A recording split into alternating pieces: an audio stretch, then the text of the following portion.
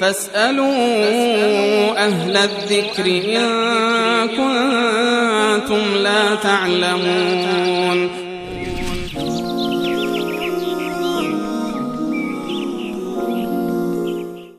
سادات از افغانستان سوالشون این بود که ما نماز باید با خشوع باشد،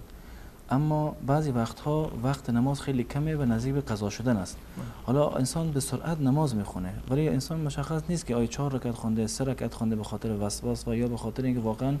براش مشخص نیست 4 رکعت و 3 رکعت خوانده. حکم چنین نمازی چیه؟ از نظر شرعی انسان باید نماز را سر وقت بخواند و آغاز وقت نماز و پایان وقت نماز در واقع کاملا مشخص است و این نماز یک عبادتی هست که وقت مشخصی برای اون تعیین شده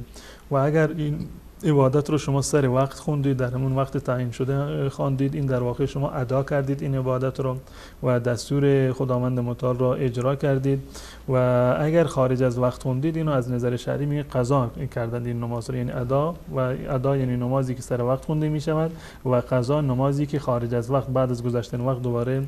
خوانده می شود. در مورد نماز اولاتر و بهتر این است که انسان باید یعنی مواظب باشد و همیشه مراقب باشد که نماز خودش رو در واقع سر وقت بخواند و خشوع و حضور قلبش رو در نماز در واقع همیشه داشته باشد و تدبر و تعقل در ارکان نماز و در قرائت نماز، اذکار و اوراد نماز تضمین کننده این حضور قلب در نماز هست. اما اگر اتفاق افتاد که کسی در هنگام نماز خواندن مثلا نماز 4 رکعتی هست نمیداند که 2 رکعت خونده یا مثلا 3 رکعت خونده، نمیداند که 4 رکعت خونده یا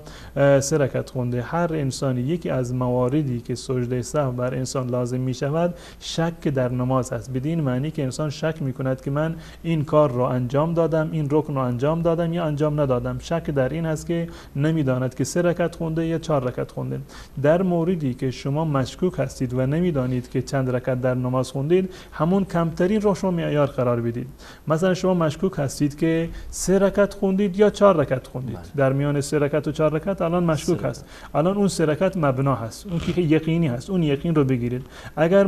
مشکوک هستید که 2 رکعت خوندید یا 3 رکعت خوندید، خب 2 رکعتش که یقینی هست، 3 رکعت سوم مشکوک هست، این رکعت سوم رو مشکوکیت رو در واقع رها بکنید، بر اون چیزی که یقینی هست اون در واقع عمل بکنید، یعنی حساب رو حساب بکنید. اگر بین 3 و 4 مشکوک هستید 3 رکعت حساب بکنید، 1 رکعت دیگر بخوانید. اگر بین 2 و 3 مشکوک هستید 2 رکعت حساب بکنید، 2 رکعت دیگر بخوانید و بعد از اینکه نماز تمام شد در آخر نماز بعد از سلام در واقع سجده سهوی رو انجام بدند و نمازشون در واقع درست.